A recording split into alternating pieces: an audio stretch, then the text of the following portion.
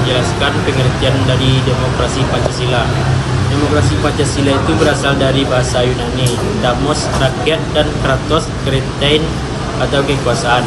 Secara etimologis berarti kekuasaan rakyat atau rakyat berkuasa. Abraham Lincoln, government of the people, by the people, and for the people. Dalam sistem demokrasi, rakyat menjadi pemegang kekuasaan tertinggi. Saya Nabila Khairunisa akan menyampaikan tentang prinsip-prinsip dasar demokrasi. Yang pertama yaitu kedaulatan rakyat.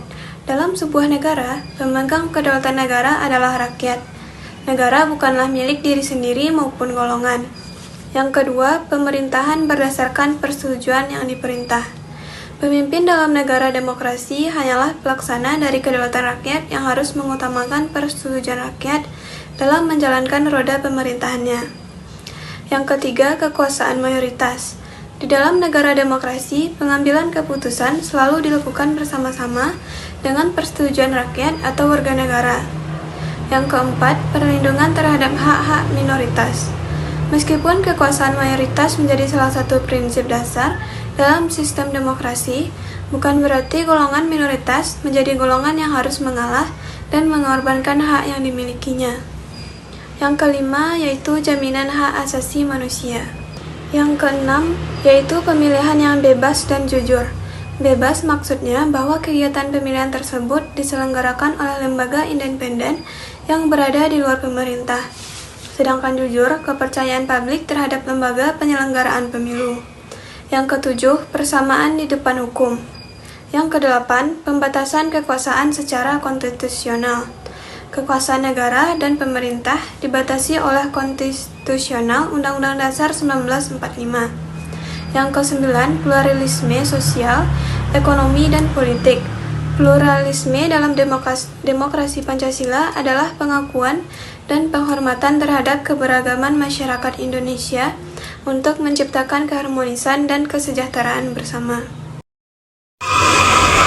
Baik, saya akan menjelaskan demokrasi yang sehat. Rakyat sebagai pemegang kedaulatan, pemerintah bekerja berdasarkan persetujuan rakyat.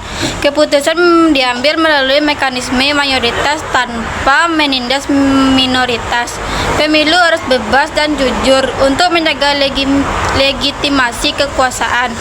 Hukum ditegakkan dengan adil dan tanpa diskriminasi.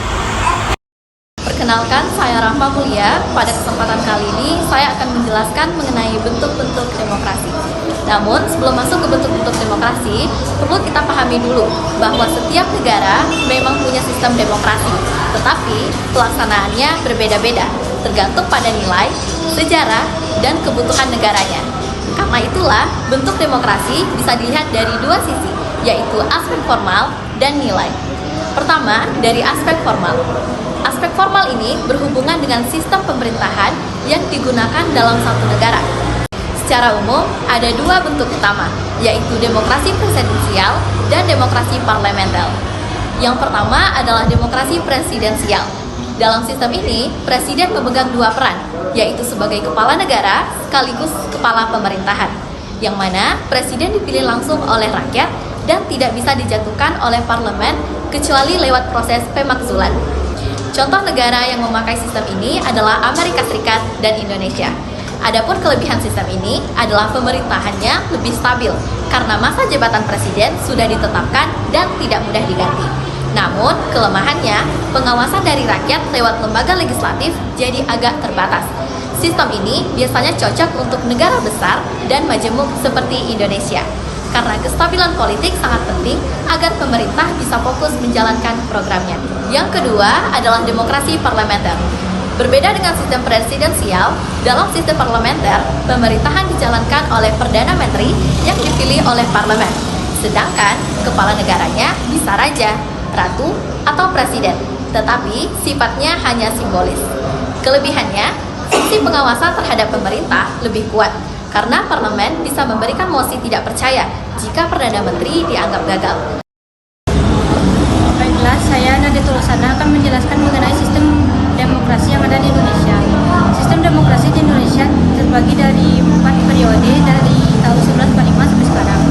Yang pertama ada demokrasi parlementer dari tahun 1945 sampai tahun 1959. Merupakan periode pemerintahan di mana kekuasaan berada di tangan parlemen dan presiden hanya sebagai kepala negara saja. Pada masa ini, pemerintahan tidak stabil karena kabinet sering jatuh akibat konflik politik antar partai. Yang kedua, ada demokrasi terpimpin dari tahun 1959 sampai 1965. Demokrasi yang terpusat pada presiden yang pada saat itu adalah Soekarno melalui dekret presiden pada 5 Juli 1959. Yang ketiga, ada demokrasi Pancasila pada masa Orde Baru yaitu 1966 sampai 1969. Merupakan pemerintahan yang bersifat sentralistik dan dikendalikan oleh Presiden Soeharto. Pada masa ini berkomitmen untuk menjalankan Pancasila dan Undang-Undang Dasar 1945 secara murni dan efisien. Yang terakhir ada demokrasi reformasi pada tahun 1999 sampai sekarang. Setelah jatuhnya Orde Baru, rakyat menuntut kebebasan dan pemerintahan yang bersih.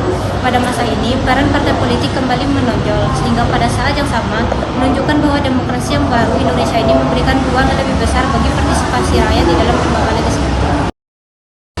Baiklah, saya Cikal Rasmeli akan menyampaikan materi ciri-ciri demokrasi Pancasila. Berdasarkan nilai-nilai Pancasila, pemerintahan dari rakyat oleh rakyat dan untuk rakyat, dilandasi musyawarah untuk mufakat, keterlibatan politik bersamaan hak dan kebebasan yang diakui oleh hukum, sistem perwakilan dan pemilihan mayoritas, struktur demokrasi di Indonesia, suprastruktur politik, lembaga legislatif, eksekutif, dan yudikatif, infrastruktur politik, partai politik, dan golongan kepentingan, media massa, tokoh politik, dan masyarakat. Keduanya saling mempengaruhi dalam proses kebijakan politik. Baiklah, kesimpulan yang bisa diambil adalah sistem pemerintahan yang menempatkan rakyat sebagai pemegang kekuasaan. Kesimpulan demokrasi Pancasila memiliki ciri khas Indonesia dengan menekankan nilai musyawarah, keadilan, dan persatuan. Pelaksanaan demokrasi yang membutuhkan keterlibatan rakyat, keadilan hukum, serta transparansi pemerintahan.